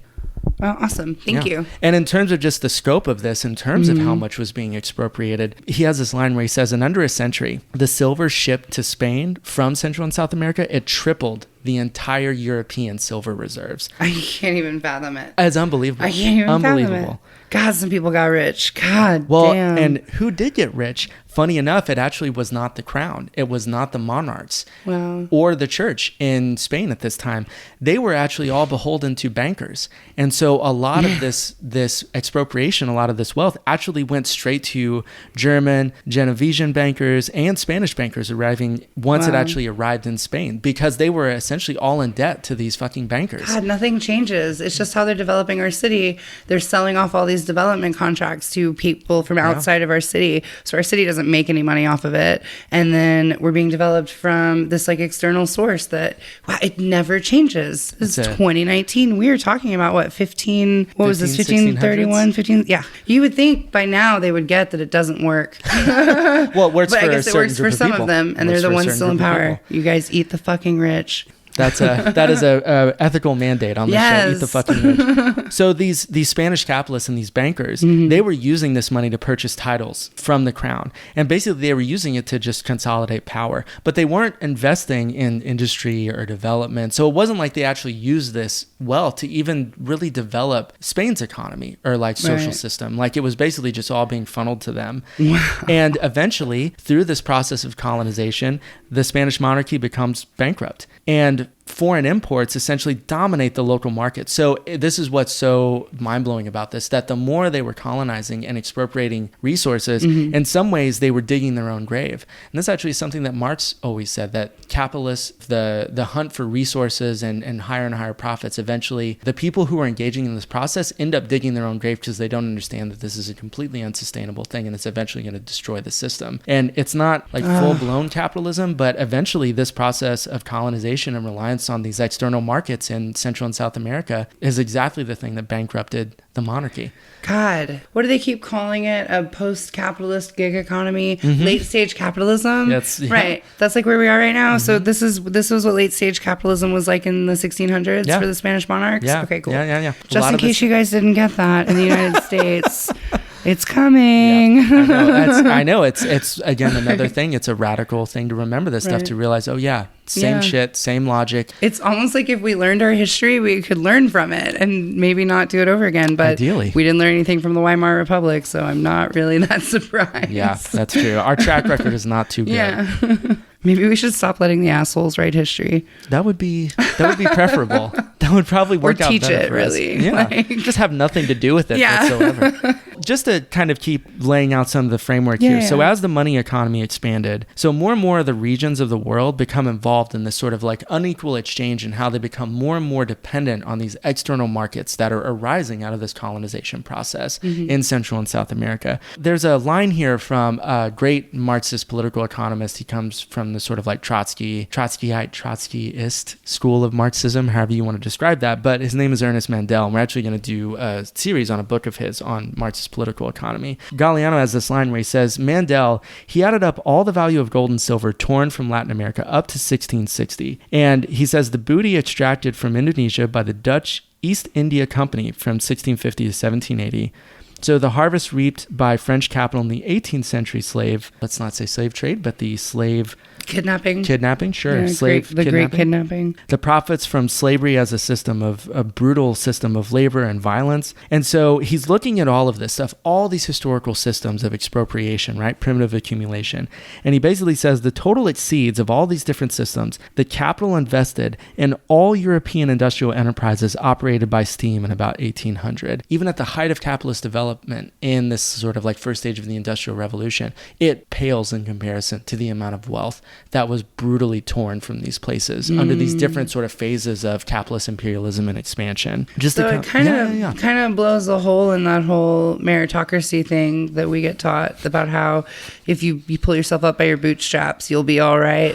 Well, yeah. I mean, you know? Usually, like bootstrap theory and primitive accumulation don't fit in the same sense. Well, they're contrary ideas. But they show us how, this shows us like what you just read. I almost think you should read it again and slower. Yeah. Because I think it's really important, and I think it's really powerful that like specifically about the what the total is exceeding, because that is something I think that is easy in a privileged place for us to overlook, right? If you knew the number of leftists that I know who roll their eyes when you start talking about reparations, it's kind of disgusting. Yeah. But when you see something laid out like this, right? And this wasn't even, okay, so I'm going to sound like an asshole right now, but this was like a white guy who said it. I mean, I know that Galeano is telling us that, so it could be easier for some people to dismiss it, but he's telling us what a white man said, adding up, doing all the work, right? That the truth is exploitation is the only way that wealth has been accumulated on the level that it has been. It's absolutely never been about working hard. And I think for you and I as social workers, that's a common. I'm a social worker. Oh, I mean, we've done an episode on labor organizing. Sure, so I think, don't worry, I didn't just get doxxed. All right, cool. I just want to, what I'm saying. I don't know. I'm trying to be cool. As social workers, I think you and I come up against that mentality all the time, right? Just get a job and work hard. And why aren't they just doing this and doing that? Well, the system is designed to work based on the like murder and exploitation of people the genocide and occupation. It's not, it's not just go get a job and you'll be okay. That's not how our system is designed to work right now. Yeah, absolutely. Just to go back to, again, this comparison between the amount of capital invested in West European industries and how whenever we look at historically the expropriation of wealth from these places that were colonized. Galeano also, through his analysis, kind of tries to show that because these resources were expropriated on the level that they were, it actually prevented the places that were colonized from industrializing as much as they could have, for developing as much as they could have. Because their shit got stolen. Because their shit straight up got stolen. Yeah, like if you ain't got it to build it, what you supposed to do? So this is so important for even what we see today, this historical legacy of like poverty, of uneven development in places in Central and South America. This is directly for centuries now it's a effect. It's a really horrible, brutal effect of the fact that they've never had the same chance to develop. Right. And like develop their own economies, to develop their own agriculture, to develop their own industry in the same way, because they were constantly just being ruthlessly oppressed by these Western European powers. Maybe just to tie this in again, coming back to a quote from Galeano, he says, the double tragedy of the developing countries consists in the fact that they were not only victims of that process of international concentration in terms of markets and external markets, but that subsequently they have had to try and compensate for their industrial backwardness. That is, realize the primitive accumulation of industrial capital They've had to try to do this in a world flooded with articles manufactured by an already mature industry, that of the West. So because they are getting all this wealth expropriated to Western Europe turns it into commodities, but then they flood the markets in Central and South America with these commodities that they can't sell at home. And it completely prevents the same level of development. And so they're never playing on an even field. It's never an even sort of way that you get to develop. And this is something important. In a lot of ways, we talk about capitalist development now. This is actively happening in the global South now. Yes, it is. It's never stopped. It's never stopped. It's the same thing in places like Kenya and Nigeria. You see this with clothing. Yes, absolutely. That is just offshot from, the fucking slave labor that we're currently using and bringing into our country from other countries, not even like within, I believe, Indonesia is a big one for the United States. Yep. It's crazy because, we're flooding these markets with cheap goods that we can't offload at Walmart here, right? But it arrests the ability of nations to develop because they don't have to develop, or don't have access to developing. Or these foreign goods come in that are just massively dumped, and the profit margins are, even if they're dumped on these different markets, they're still big enough that there's still some sort of profit, but it means that it just totally undermines developing markets and producers in those small places. And I think we'll talk about this a little bit more, but this was one of the horrible destructive effects of making these sort of European colonizing and the sort of reliance on external markets that they sort of developed in Central and South America, is that you become more and more dependent on these external markets basically you're developed to serve those external markets. Right. And then essentially they just destroy whatever chance you had of actually developing your economy because they dump all these cheap goods. Yeah, exactly. And so this is a really important part of how imperialism and the economics of imperialism and colonialism, still work to this day. I think it's important to stress that. Another part of this that is really key, one of the things that we still see the effect of today is that each region, because it wasn't allowed to develop and to sort of diversify its commodities and its economy, it became very, very focused on producing one or two commodities for these external markets in like the US or Western Europe in very particular ways. So let's say it might be sugar if you're Cuba. It might be oil if you're Venezuela. Coffee, it might be if you're coffee. Colombia. Yeah, and coffee has been a huge one. Or let's say copper in Chile or in Bolivia and like tin. And so what started to happen is that because they didn't actually give a damn, the colonizers didn't give a damn about developing these economies to actually be developing and flourishing to serve the people who actually were living in these places. Imagine that idea, right? But they developed their economies in this production to serve one particular interest that served some external market. And the impact of this is still felt to this day. So whenever, again, we talked about at the beginning, people talk about Venezuela and think about, why don't they just diversify their economy? It's like, you asshole, you don't think they've been trying to do this forever? But it's because they're still dealing with the legacy of this way that these whole regions, these whole countries were, because of these external pressures from colonization, imperialism, were forced to develop one particular commodity to serve the external market. Right. And I think to me, that's one of the things I really took from this book is how important that has been and how it's something that still goes on. Right. And how it makes it very, very hard to build a thriving economy, a thriving sort of system at home. Ability to like serve the people in your community. Absolutely. When the only thing you're getting any money for is, the only thing that's like boosting, right? And I get, that is a perfect place to talk about Venezuela and oil. What are you supposed to do? And before oil was discovered around Lake Maracaibo and everything else, and then was completely dominated in, I think, 1923. Essentially the contracts for the first oil deposits in Venezuela were written by 3 different oil companies. Cool. Yeah, totally fair and just to the people. Absolutely, no right? question. Big shot that 3 oil companies were going to write their own policies, right? But even before that, it was another crop.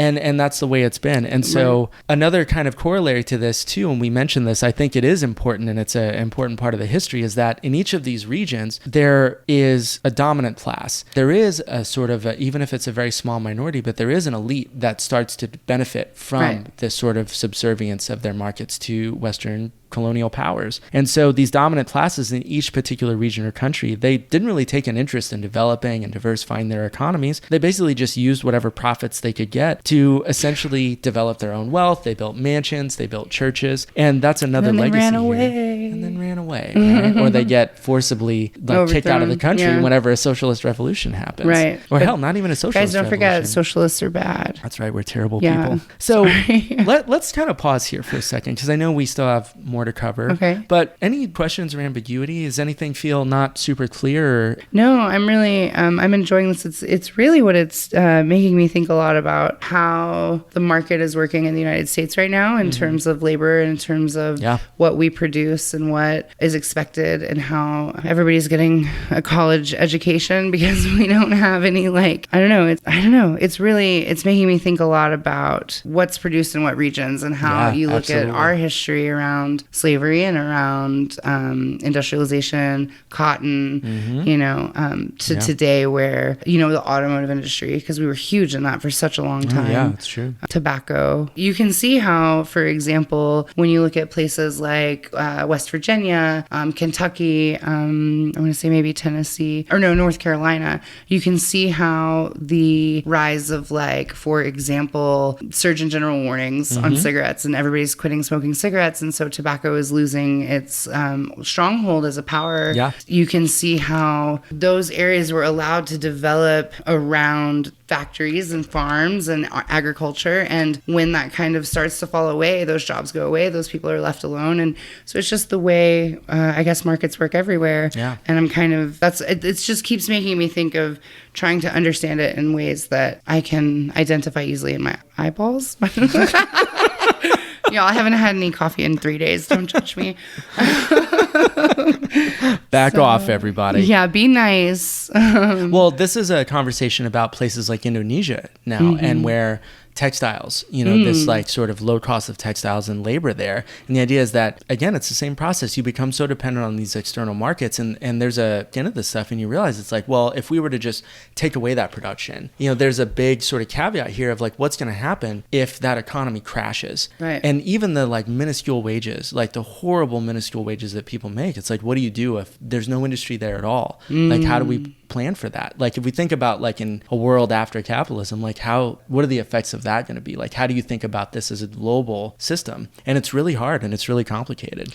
Oh yeah, because my question is, can it be a global system? And maybe this is a big, long theory conversation not related to this book. We'll do another episode on that one. I'm always hesitant to talk about how we can do for someone else in terms of people. I met a person recently who's working on a documentary about overcoming patriarchy and capitalism in Malawi around food production. Oh, yeah. And it was so interesting because this is a person who has privilege and power and who went into these places and actually is drawing a correlation to a program in Detroit that's also working to produce food, basically. And it was so interesting to hear this person talk about how they have democratized the telling of this story, because I think that is, when you talk about a place like Indonesia and we're sitting here saying, well, what will they do if that goes away, if in fall of capitalism? And it's well, what do they want to do, right? And I guess the question, and I think that's the struggle too, when you look at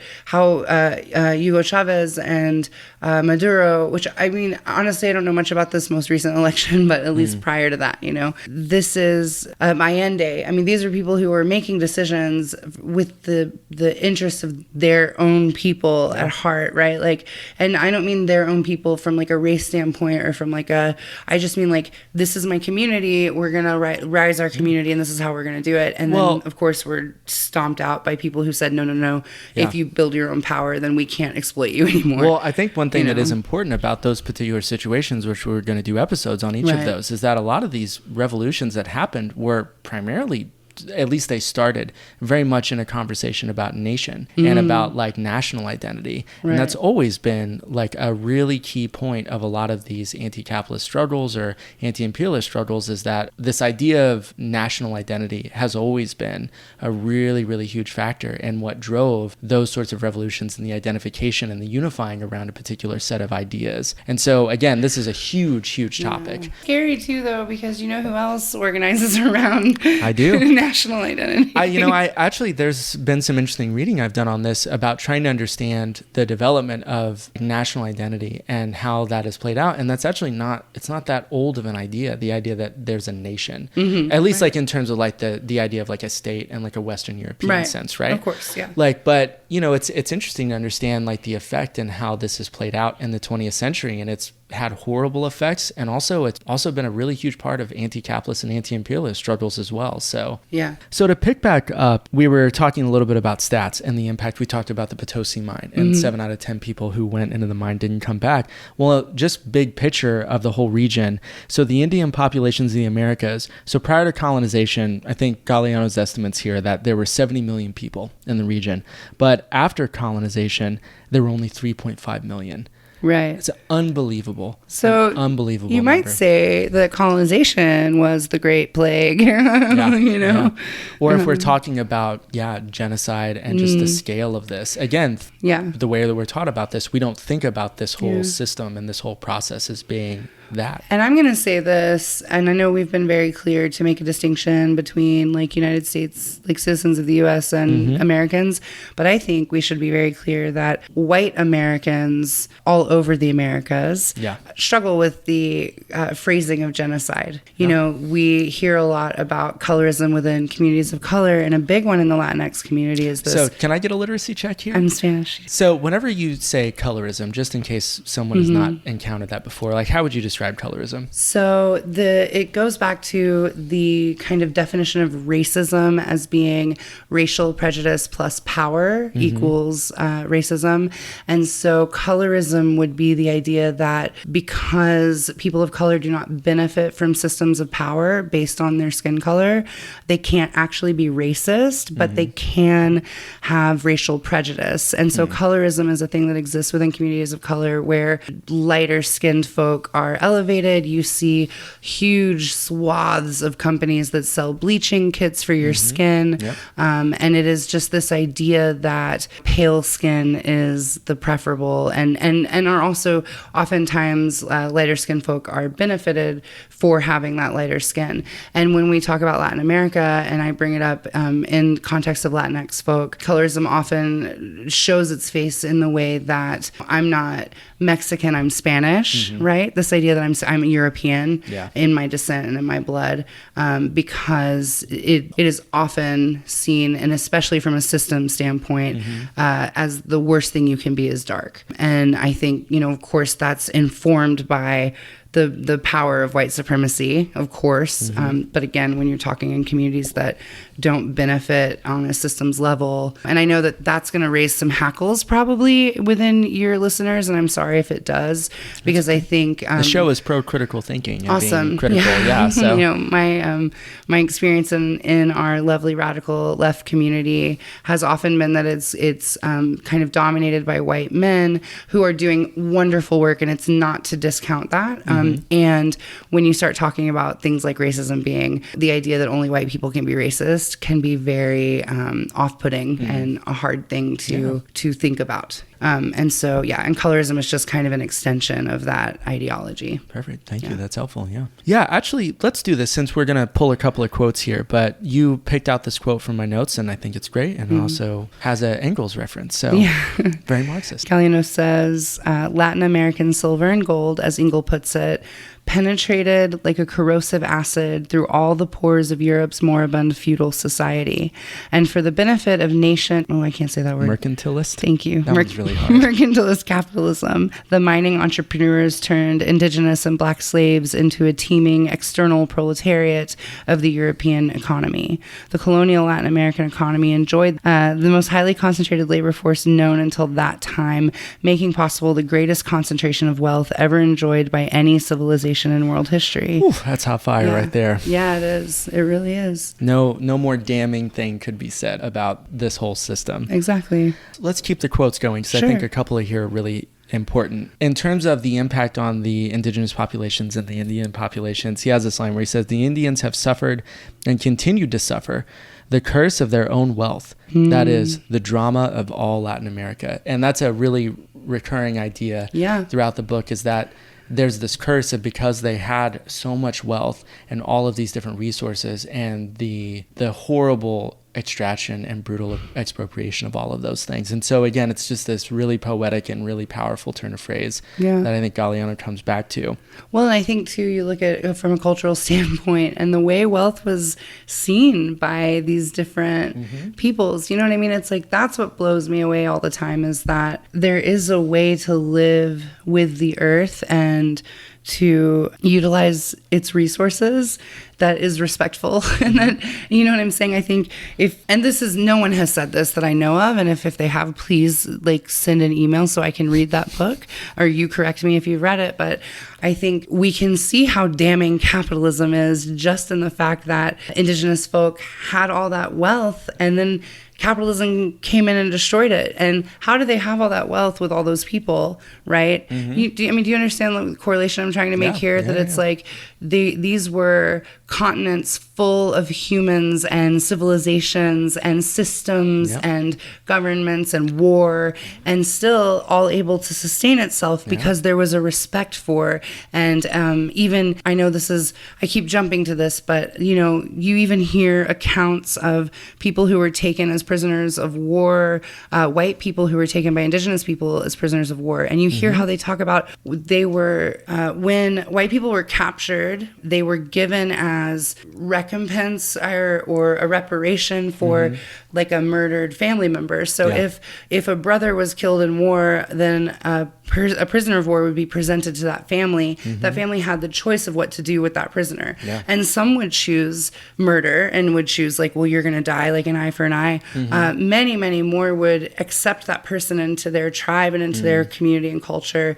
And so even just in those differences that you can see culturally, that capitalism just from the beginning is about the destruction of resource, right? It's about destruction where, I don't know, maybe I'm getting off topic. No, I think this is important. It's like, this sort of larger logic within capitalism itself, that it is about tremendous waste. Right. Tremendous waste. 100%. Yeah.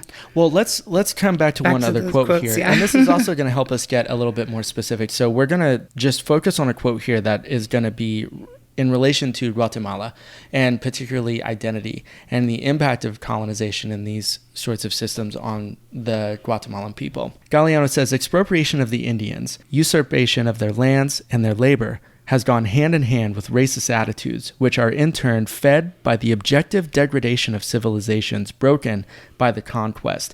And he capitalizes conquest here, which I think is important.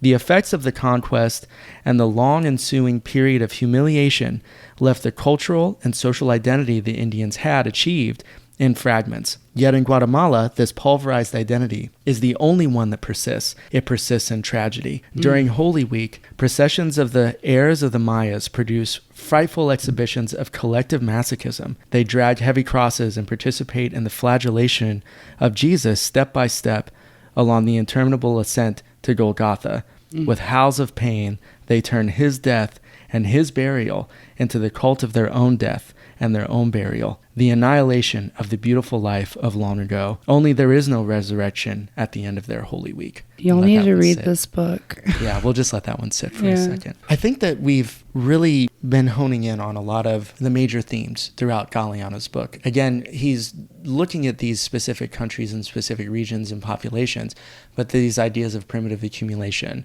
uneven development, the subordination to external markets, the way that these, what he calls monocultural development of a whole economy being based around one particular crop or resource. We also should just say one of the biggest crops to talk about, you had mentioned coffee, but also cacao. Prior to oil in Venezuela, coffee and cacao were the two main exports, right? Right.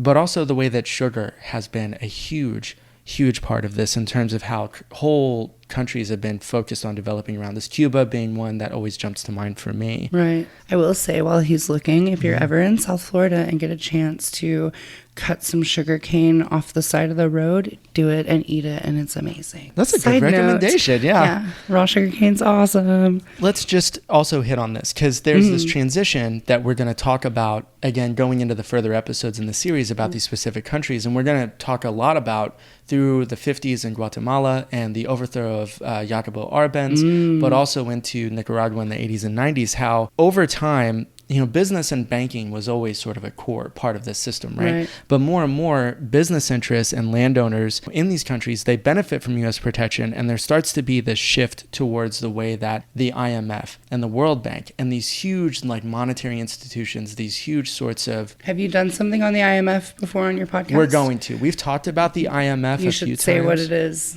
for your listeners then, in case they don't know. Yeah, so the International Monetary Fund. Yeah. And it's actually also, there have been some reports now of how the World Bank and the International Monetary Fund have pretty clearly been used by the Department of Defense and the Pentagon to be what they call forms of soft power, or these types of warfare that we use against countries whenever we think there might be some sort of more egalitarian socialist movement. What? No. Yeah. So sorry, I didn't mean to cut you off. Yeah, I'm totally shocked. Shocking that after this, hundreds and hundreds of years of this system, that those institutions might just function as part of an ongoing version of the system. Is it still happening? No. It is. I know. It was done, right? Like expropriation, primitive accumulation, these things ended long ago, obviously. I have to make jokes and be sarcastic about this shit because otherwise I really, I can't leave here wanting to throw Molotov cocktails. I mean, I can, but I still, I have to go home and tend to the garden or whatever. It's why we bullshit and joke about this show. It's the only way to get through it. I think that's why they do the things the way they do them. I agree. Yeah. It's like there's a humor there, and there's also a deep sort of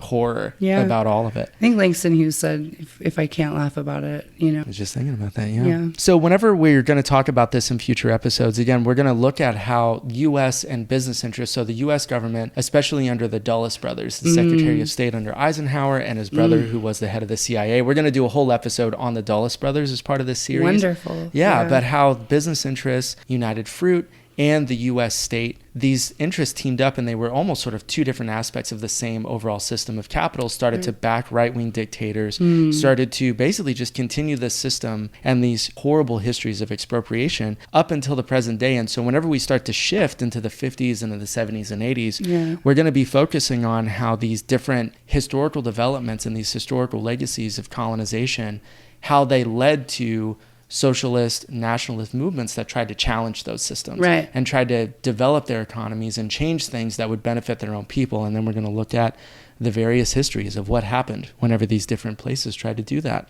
And we're going to talk about how Banana Republic's not just a place for soccer moms to buy clothes. I mean, well, I guess we should. I think it's important. It's part of this conversation. One of my biggest hopes for this show is at some point there's going to be a fucking soccer mom who's listening to this episode, driving to Banana Republic, and her whole world is just going to melt. Blow apart. Yeah. I think I saw a Bones episode like that once. I feel like that's a small, it's a modest, but I think an important impactful role. Yeah. To just ruin soccer moms' lives. All over the world. All over the world. International struggle against soccer moms. That's what we're about on this show. Let's maybe do this because, again, there are so many particular points about particular countries and development of economies and these monocultural sorts of external markets that get set up. And we're going to talk about all these in future episodes. I mean, a couple of other things that are important here is that the way that this sort of, I guess if I wanted to distill it down, how part of the legacy of colonization, of this imperialist expansion into Central and South America, just to keep hitting on this, has always been about developing regions in a very particular way that's going to serve external markets and allowing only a very small, tiny fraction of that population to benefit in any real way.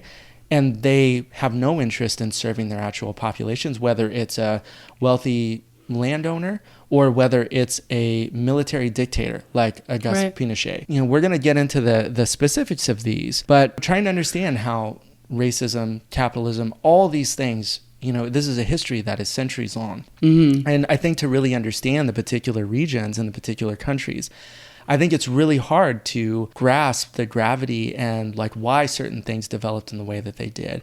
Why was land reform this absolutely massively radical policy to have, redistributing lands in Guatemala in the 50s, right? And how even just modest proposals to redistribute land to poor peasants who were suffering under this centuries-long system would necessitate brutal occupation or supporting military dictators who were going to serve the interests of the U.S. state and of capitalism and its business interests writ large. I feel like that happens other places. Like, I don't know how your show is about the government of Israel, but that's what I couldn't help but thinking about when you were talking about that. I was like, take a guess. Palestinians. What do you think our stand is on Israel and Palestine? I mean, you got to be careful these days. You know? That is true. You can be a Semite and called anti-Semitic. I know this from personal experience. Well, also, and this is important too, right? There are people involved in like DSA or like who are progressive or leftist that they're radical about everything but Israel, Palestine, you know? So it is important. That's still, you know, there's still some major areas to demand ruthless criticism about all this still. It's like they took Hitler and turned the Holocaust into like, this is genocide. This is what it looks like. It doesn't look like anything else, to cover up that like genocide is happening, has been happening, and continues to happen all over, like globally every day, you know? But if we can just use these horrific images, and it's like, you know, the exploitation of the Holocaust essentially to erase the genocide that's like still actively being committed on U.S. soil right now on all kinds of fronts, right? It's not just concentration camps with babies in them. It's the evolution of American slavery, of the United States, you know, it's the evolution of Jim Crow, it's the evolution of the prison industrial complex it's still happening. You were talking about what to me feels like a genocide, right? Well, and the land redistribution. Yeah, and just to go back to it, right? It comes back to that idea of 3 Hiroshima bombs every year, right? And I think that is one of the most powerful ideas in this book, I think, is to shift your framework, right? To understand that these are systems and processes of genocide. Right. And just the complete wiping out of whole populations. So a bunch of people in the US and Western Europe could have bananas all year long. Exactly. Or could have chocolate anytime they want. Don't you understand how important banana splits are? Listen, I mean, I'm all for a good banana split. Like, clearly, you've never had a period. You're right. Maybe there's a depth of appreciation I just really lack there. I'm fine with admitting my limitations. No, it's really not worth it. It's really not.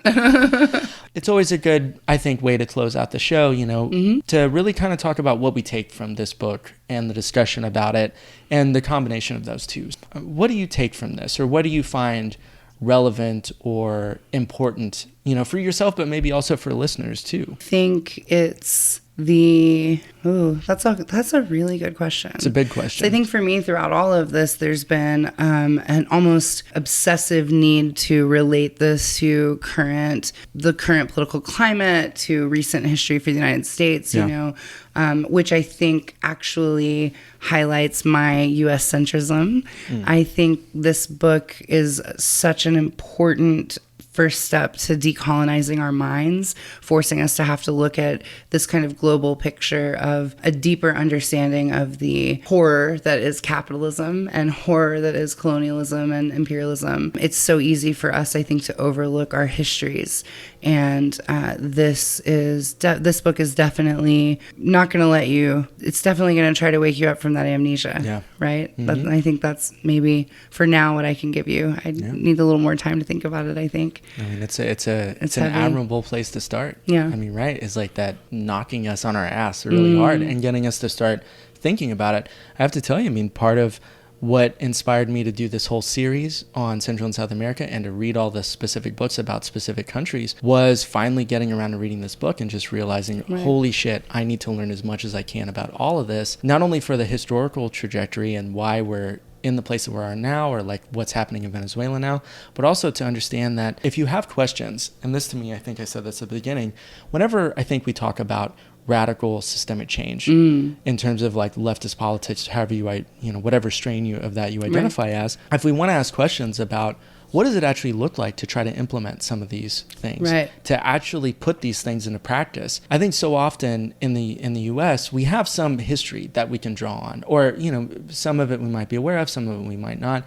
But I think in my experience, one of the best ways to understand what are going to be the challenges, what are the stakes, what are the potential repercussions, and the forces that are going to be allied against you to actually implement any of these things.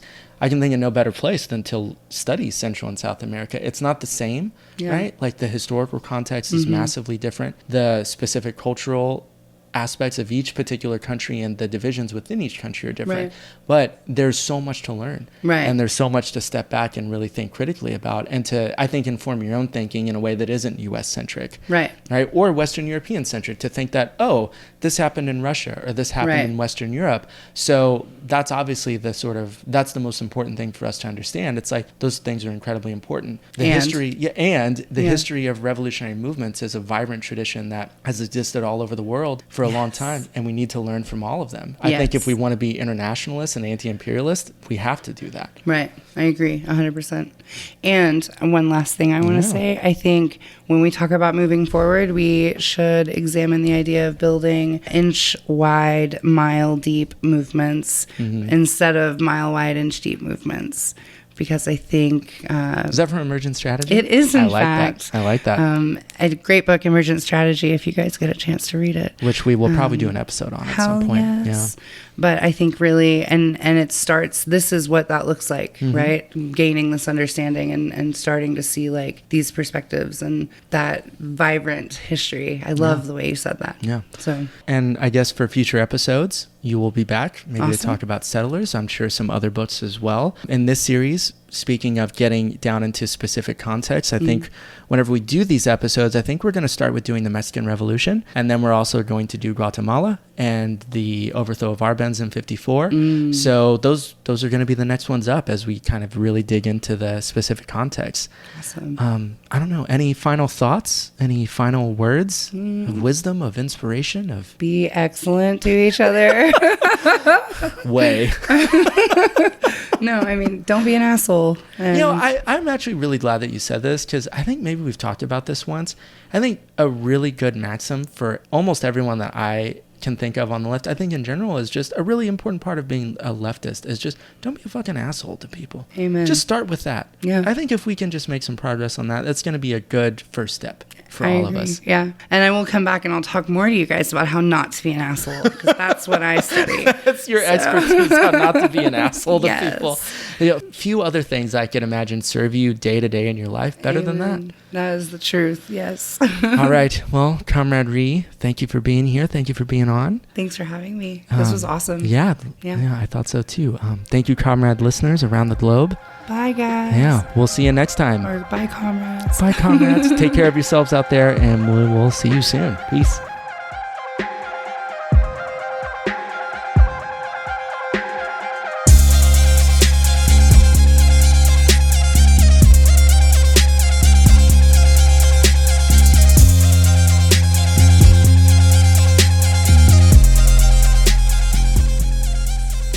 Whoa, man, hot fire, lots of hot fire coming right at you, right through your headphones, right through your speakers, right through your whatever else it is you might listen to, a headset, a VR headset, I don't know. All right, big thanks, big shout out to Comrade Rhie for joining me this week, for helping to tackle a very ambitious project, one that was full of a lot of, I think, really genuine reflections, and I really appreciate her openness and being really able to engage with this text, ask critical questions, ask hard questions, and reflect on her own thoughts and framework here during this episode. That's what we're all about here, and she set a beautiful example for all of us. All right, coming up over the next few weeks, we got our next Foucault mini-squared series episode with me and Comrade Commissar Don. We have Comrades Courtney and Jordan back on to do The Conquest of Bread by Peter Kropotkin. That one's going to be a hell of a lot of fun. And we have a very, very special collaboration, one that I am just completely hyped and overjoyed about. I am dabbing right now. I'm just constantly dabbing in excitement over this upcoming episode with one of my favorite shows, and I think probably the closest lefty podcast in spirit to what we do here on Red Library. Again, they are our comrades in the podcast wars, and we are very glad to find ourselves in a foxhole with them to read through The Dialectic of Defeat, Contours of Western Marxism by Russell Jacoby, coming up real soon. So keep an eye out for that one. All right, support Red Library, support our work, subscribe to the show via iTunes, via Spotify, via AOL, via GeoCities, MySpace. Do people even use MySpace anymore? I don't know. We should have a MySpace page. Head over to Patreon, throw us a few bucks if you want to materially support the show and support our work. Also support our book buying habit so we can read more shit and talk about it on the show to you so you don't have to. That's the whole game plan here. Follow us on Twitter, send us an email, find that stuff in the show notes. Follow us on Facebook, and last but not least, do interpretive dance based on entire episodes of Red Library in the middle of a public place. Do like a flash mob. Do like a flash mob of interpretive dance to our episode on Anatomy of a War by Gabriel Kolko, so you can share your knowledge and creative representation of American imperialism. That's a novel idea. I bet no one else has done that. See, we really try to innovate here. That's our MO. All right, y'all, until next week, keep fighting, keep dreaming, keep hoping, keep exploring, keep critiquing, keep challenging yourselves and others to be the best damn comrades we can be. And until next time, take care of yourselves. Peace.